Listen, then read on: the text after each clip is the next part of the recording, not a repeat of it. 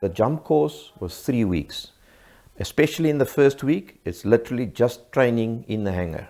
And that's another test that the guys go through. Because even there in the jump course, even with the theory portion, if I can call it that, and the training inside the hangar, the different techniques of stepping out of the aircraft, the descent drills, the landing drills, that gets drilled into the guys over and over and over again. And if a guy doesn't pass there, then he doesn't proceed with the course. I had no knowledge of parachuting until I did the jump course. And it's intensive. You are taught how to land, whether it's forwards, backwards, and at different speeds.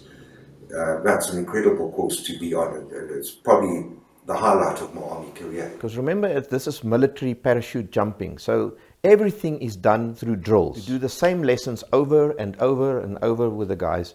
That if you wake him up at 1 o'clock at night and you tell him to do this drill, he's got to do it by heart. It's daunting to come on those swings and then that blooming opcast, you know, with especially the backside with the fan. In Bloemfontein, standing in that screw vent is horrible. Looking over Bloemfontein, so it feels almost like you're on 1,000 foot, but you're not. Everything like thrilling, you know, thrilling. It was like you're becoming something. Then the next phase comes where the guys start doing their jumps.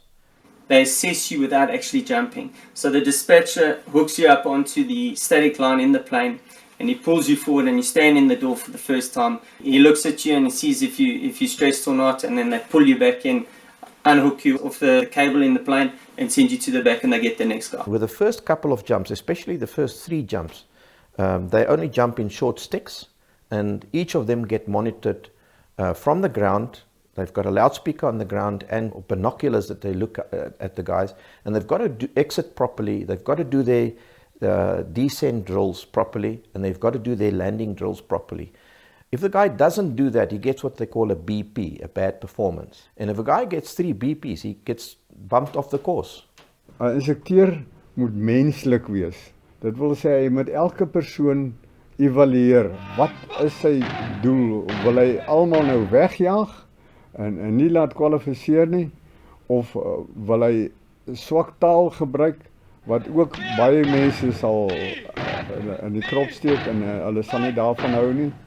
Hy moet elkeen hanteer volgens sy behoefte, maar ook volgens wat hy wil hê die persoon moet doen.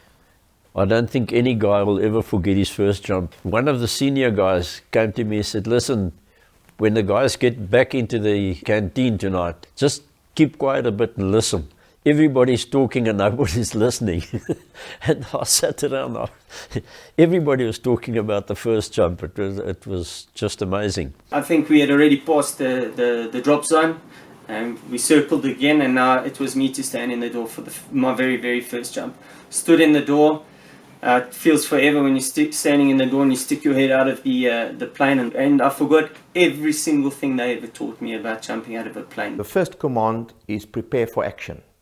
Then the guys loosen their safety belts and they start getting everything ready. The next command after that is stand up, hook up.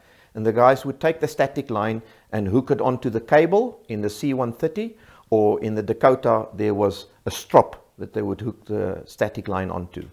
And they would put the safety pin in. Then the instructors would go through and check that the guys are hooked up properly. Then the next command that they get is check equipment. Then all the guys have to check their equipment.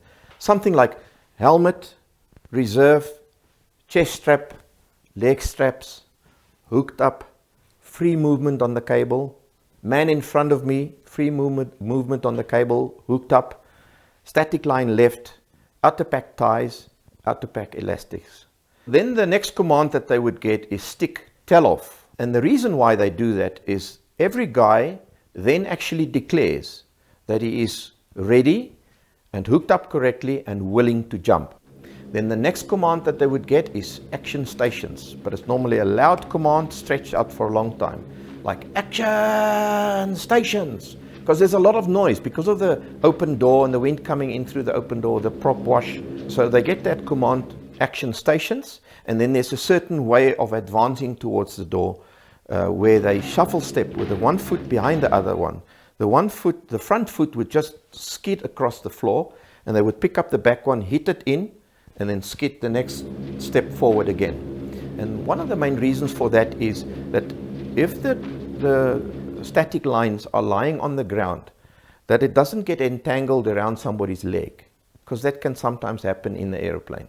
So that's one of the main reasons why they do the shovel step, is to keep the feet on the ground, especially the leading foot, so that the static line can't come under his feet. And then they would advance right up to the door, and at that stage, the red light is still on. Now the two dispatchers are standing at the door, the number 1 and the number 2 dispatchers, and they grab onto the guy standing at the door so that nothing goes wrong. If an air pocket gets hit or something, the guy doesn't fall out the door prematurely. So then they would wait for the next command, and 2 bells would ring. And when the 2 bells ring, the number 1 dispatcher says to the number 1 jumper, stand in the door. And he gives 1 step forward, and the whole stick comes 1 step forward. Now, the number 1 jumper is standing halfway out the door. He can feel the wind and the prop wash in his face. But the instructors are holding on to him tightly. The light is still red. And the next moment, the green light goes on, and then the command comes, go. And then 2, 3, 4. And every time that the number 1 dispatcher does that, he hits the guys on the shoulder, and then they jump out as far as they could out of the aeroplane.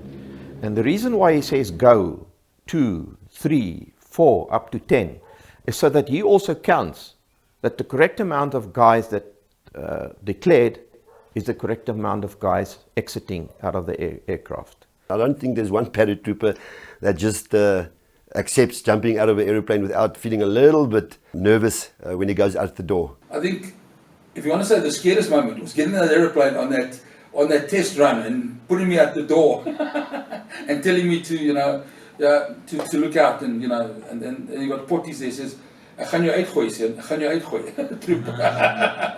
And the camaraderie by this time, the camaraderie amongst the guys, and the support, and the, man, you're a unit.